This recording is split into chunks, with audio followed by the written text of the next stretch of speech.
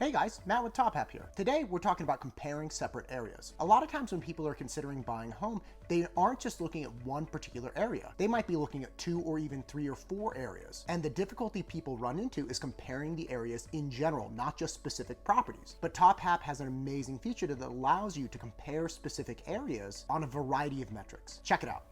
Right now we're looking at a portion of the East Bay in California. The yellow and green areas are lower-end school districts, and the purple are high-end, high-quality school districts. The purple on the left is the Orinda-Moraga area, and the purple on the right is the Danville-San Ramon area. If we wanted to compare the two regions and have an actual understanding of how they match up against each other, not just individual houses, all we have to do is go to the compare function. The compare icon is found on the left side of the screen. I click on it and go to Add Regions. For the first, I'll say Orinda, California. That will make Orinda my primary location, and then I'll add a region to compare it to. For this, I'll put in Danville, California. Now I have my two regions. I can compare all kinds of things like estimate of values, estimate per square foot, appreciation, and as you can see, Orinda beats Danville in a lot of these areas. It's more expensive on average, it's more expensive per square foot, the appreciation has gone up more, and you can get into a whole slew of other metrics by which to gauge the two areas. But the good news is that you don't have to worry about looking at individual properties when trying to make this decision.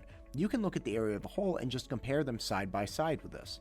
I hope you enjoyed the comparison function. Remember, that's just one of the awesome features of TopHap. So to learn more, please check out our other videos.